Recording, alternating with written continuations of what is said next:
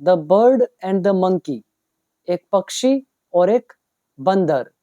ये हमारी आज की है स्टोरी नंबर 82, जिसे हम रीड करेंगे और अपनी इंग्लिश को इम्प्रूव करेंगे। तो ये भी हमारी पंचतंत्र की स्टोरीज में से एक स्टोरी है।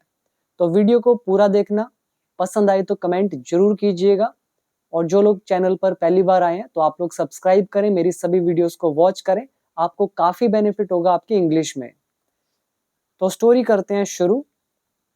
It goes like this. Once upon a time, एक समय की बात है। There was a small bird, एक छोटा पक्षी था। हु लिव्ड, जो रहता था। ऑन अ टॉल ट्री, एक ऊंचे पेड़ पर। इन अ डेंस फॉरेस्ट, घने जंगल में। यहाँ पर देयर हमारा है सब्जेक्ट, स्मॉल काम करेगा एडजेक्टिव का, बर्ड हमारा नाउन का काम करेगा, एंड हु यहाँ पर हमारा रिलेटिव प्रोनाउन का चैप्टर हुआ। हु सब्जेक्ट का भी काम कर रहा है, एंड लिव्ड है वर्ब की सेकंड फॉर्म। तो इस सेंटेंस में दो रूल यूज हुए, एक there as a subject and who relative pronoun, और तीसरा पास्ट इंडेफिनिट एक्टिव वॉइस। तो एक समय की बात है, एक छोटा पक्षी था जो ऊंचे पेड़ पे रहता था घने जंगल में। और यहाँ पे जो बर्ड है ये शी के लिए यूज किया गया है, ठीक है। आगे देखो, she had built her nest, उसने अपना घोंसला बनाया था। केयरफुली, ध्यानपूर्वक। विद ट्विग्स, ट्विग क्या होता है, आपने छोटी छोटी टहनियां देखी होंगी, बिल्कुल पतली पतली सी, ठीक है, पतली पतली लकड़ियां कह सकते हो, बिल्कुल छोटी छोटी, उनको बोला जाता है ट्विग्स।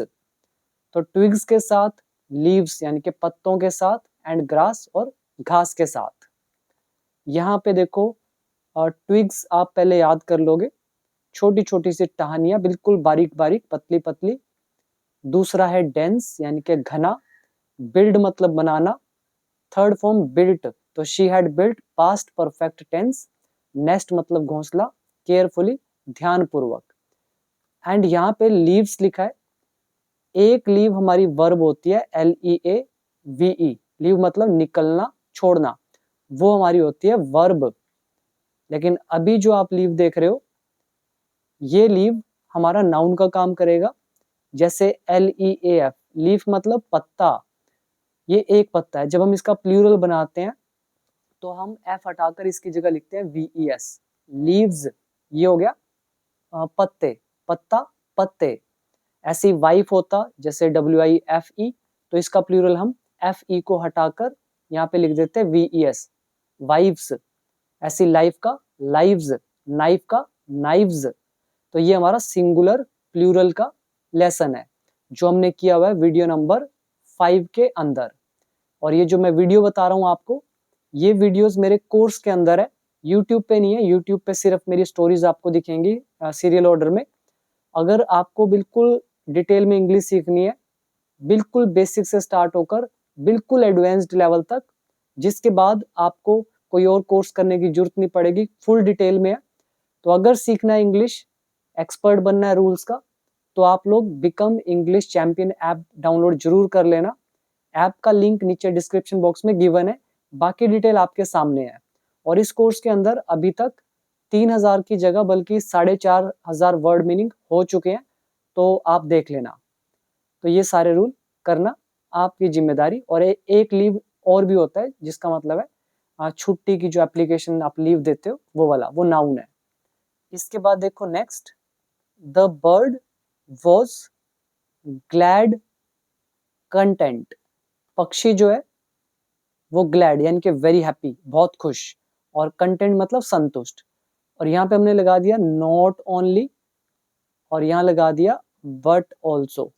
तो पक्षी खुश ही नहीं बल्कि संतुष्ट भी था, या लड़की है तो संतुष्ट थी। तो नॉट ओनली बट ऑल्सो का चैप्टर है हमारी कंजंक्शन। और ग्लैड एंड कंटेंट ये हमारे एडजेक्टिव। वेरी हैप्पी को बोला जाता है ग्लैड, वेरी ग्लैड कुछ नहीं होता, वेरी हैप्पी को रिप्लेस करते हैं ग्लैड से। तो ये बहुत खुशी नहीं बल्कि संतुष्ट भी थी। ये जो आप कंटेंट देख रहे हो, कंटेंट, कंटेंट एक होता है खुश, सॉरी संतुष्ट, एक होता है कंटेंट। ये जो भी पढ़ रहे हो इसको बोलते हैं कंटेंट। इसका प्रोनाउंसिएशन देखना, कंटेंट। और एक होता है कंटेंट। कंटेंट क्या होता है? सामग्री।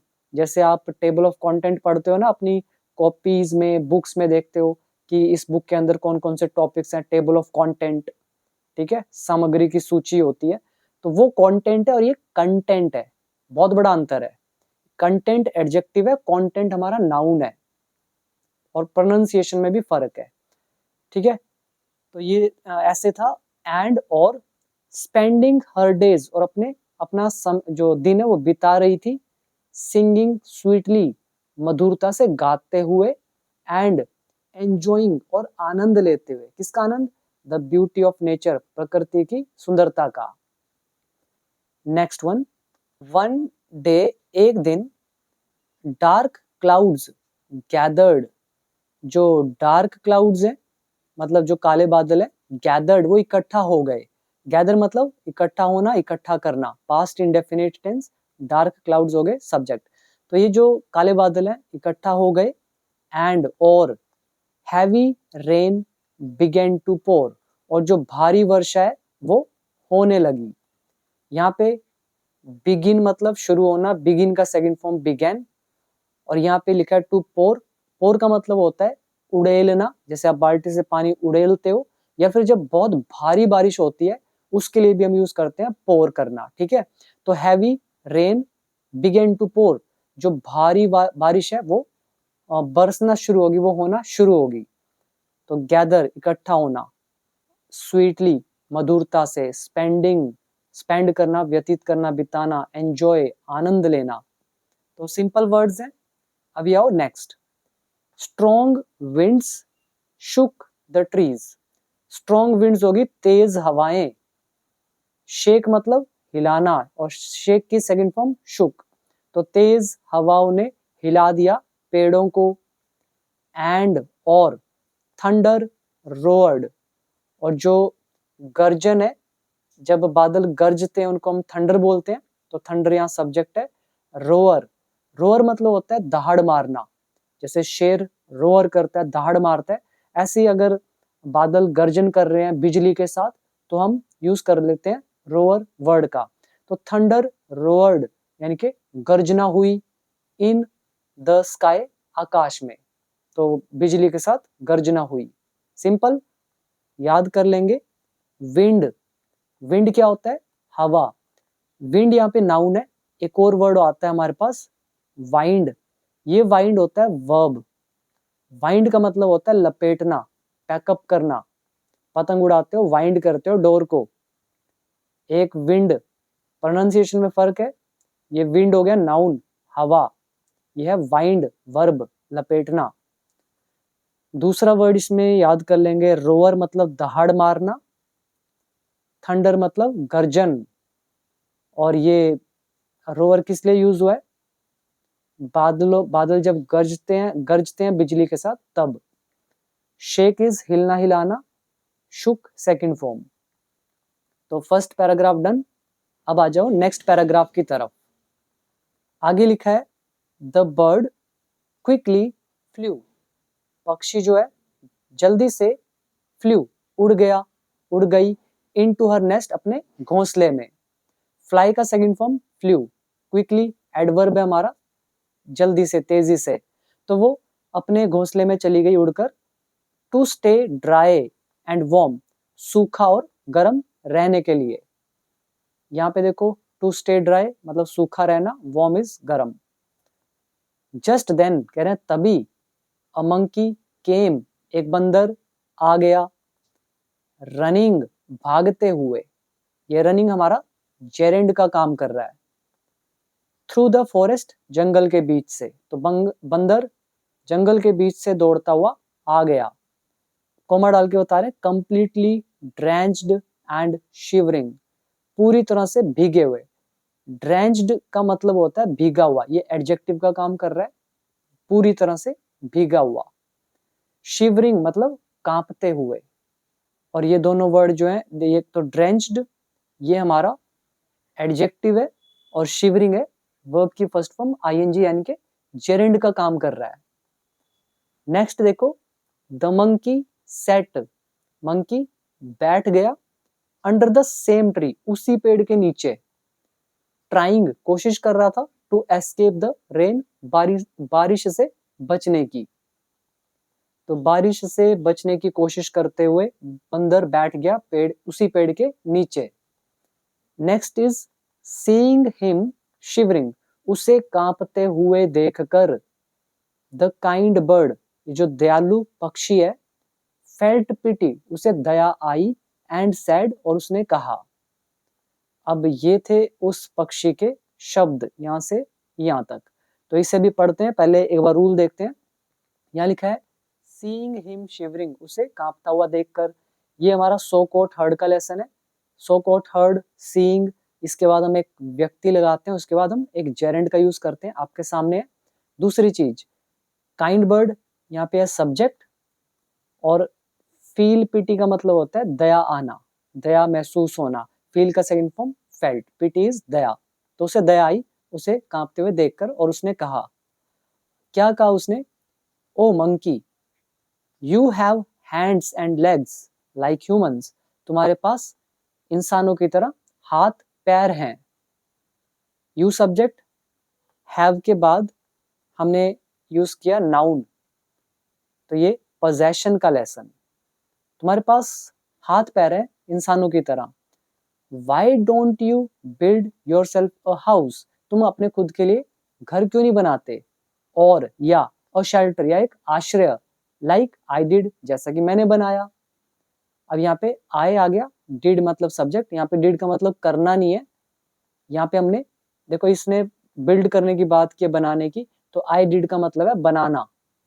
ठीक है, हम रिप्लेस कर देते हैं इसको डू या डिड से अकॉर्डिंग टू टेंस। ठीक है, तो तुम अपने लिए योरसेल्फ मतलब खुद के लिए घर या आश्रय क्यों नहीं बनाते जैसा कि मैंने बनाया।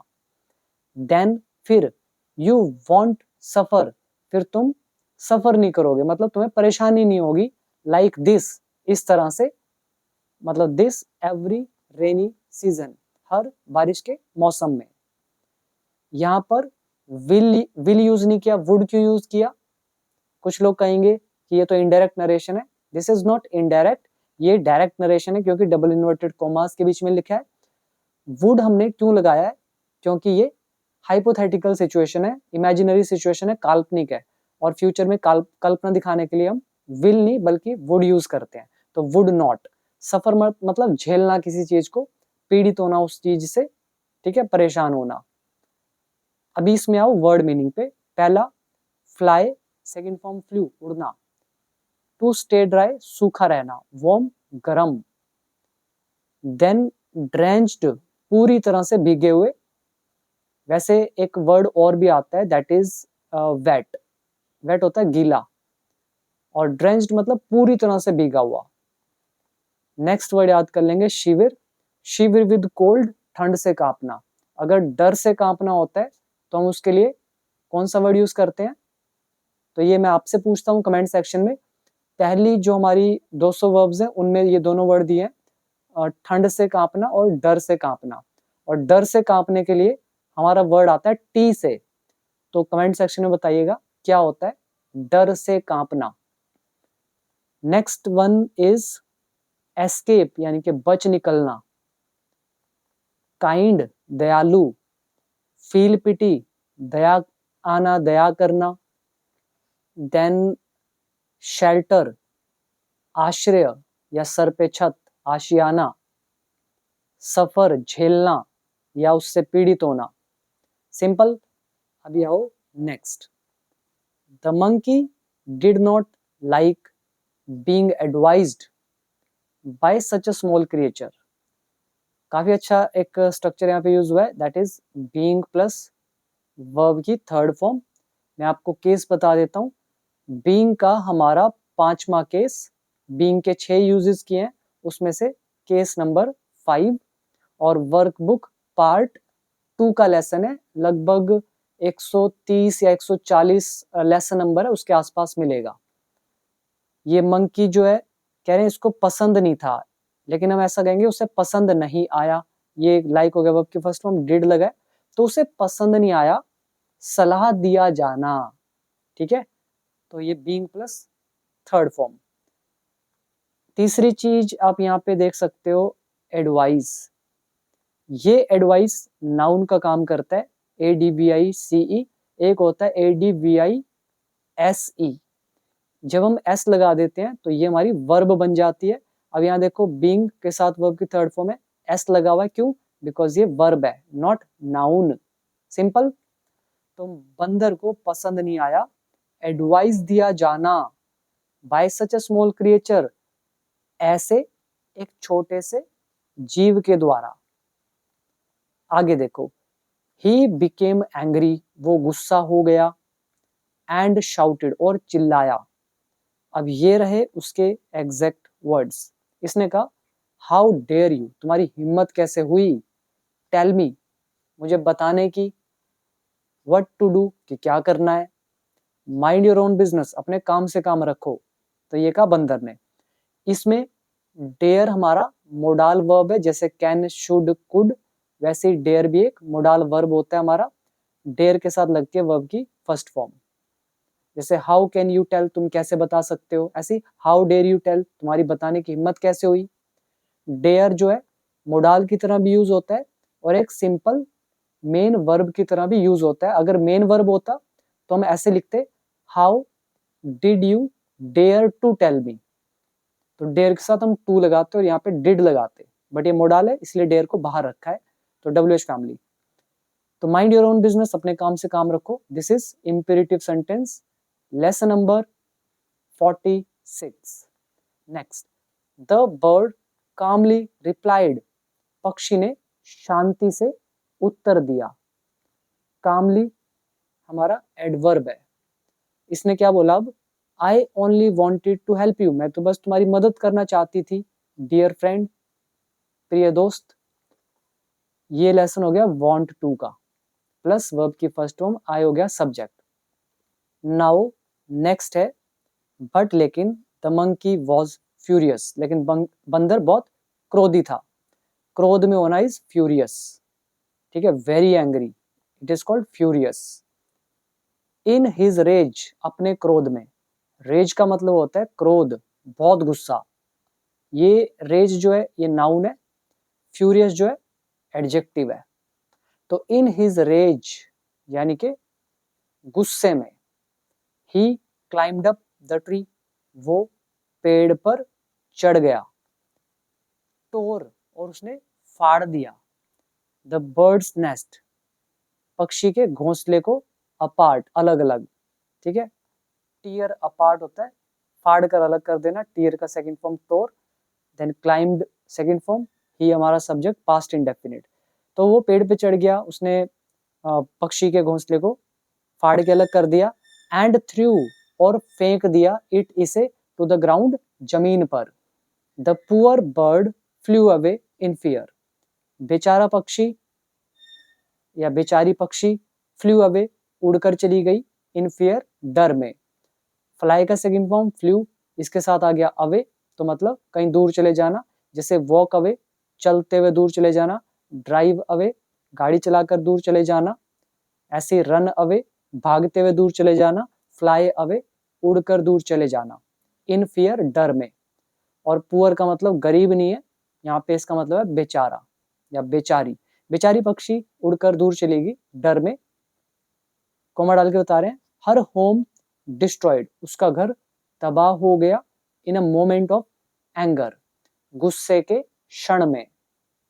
वर्ड मीनिंग देखो इसमें, फ्यूरियस क्रोधी, वेरी एंग्री, रेज क्रोध, क्लाइंब अप चढ़ना, टीयर फाड़ना सेकंड फॉर्म टोर, अपार्ट यानी कि अलग अलग, थ्रो का सेकंड फॉर्म थ्रू, फेंकना, पुअर बेचारा, फ्लाई अवे उड़कर दूर चले जाना, डिस्ट्रॉयड तबाह कर देना, मोमेंट पल, एंगर गुस्सा, कामली शांति से, शाउट चिल्लाना, बीइंग एडवाइज्ड एडवाइस दिया जाना, डेयर हिम्मत होना, माइंड ऑन बिजनेस अपने काम से काम रखना, बिकम एंग्री गुस्सा होना, क्रिएचर जीव, और सच ऐसा।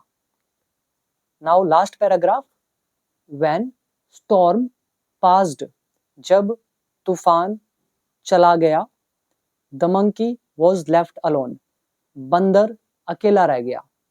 लेफ्ट मतलब रह जाना, तो ये मंकी जो है वॉज लेफ्ट, ये रह गया, अलोन अकेला। कोल्ड एंड वेट, अब इसकी अवस्था बता रहे हैं, कैसा, अलोन तो था लेकिन किस अवस्था में, कह रहे हैं कोल्ड ठंडा, एंड वेट और गीला, ऐसा रह गया। ही रियलाइज्ड, उसे एहसास हुआ, टू लेट, बहुत देर में, दैट की the birds advice was wise, पक्षी की जो एडवाइस थी, उसकी जो सलाह थी, वॉज वाइज, वो समझदारी से भरी थी। अब देख रहे हो यहाँ पे बर्ड्स एडवाइस, एडवाइस यहाँ पे नाउन का काम कर रहा है। अब देखो एडवाइस के साथ स्पेलिंग क्या लिखी है, CE, यही मैंने आपको यहाँ ऊपर बताया था यहाँ पर, और एक ये बताया था, नाउन मैंने C बताया, अब आपके सामने C लगा हुआ है।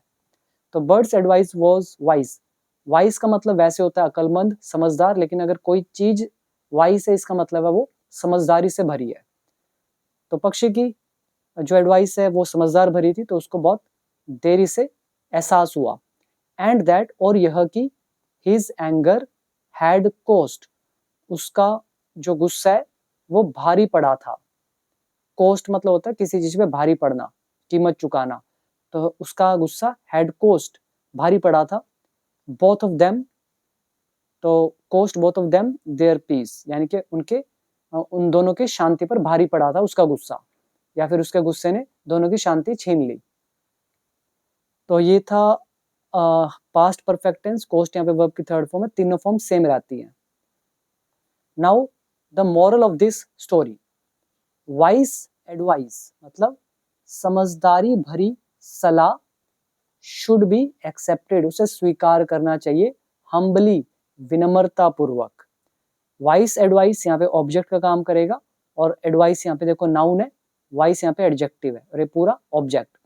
शुड का पैसिव, शुड बी, एक्सेप्टेड स्वीकार करना, वर्ब की थर्ड फॉर्म।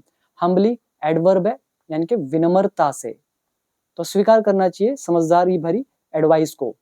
नो मैटर, कोई फर्क नहीं पड़ता, हु गिव्स इट, इसे कौन देता है, हु सब्जेक्ट, गिव वर्ब की फर्स्ट फॉर्म, तो प्रेजेंट इंडेफिनिट, तो जो भी देता है कोई फर्क नहीं पड़ता, हम्बली एक्सेप्ट करनी चाहिए।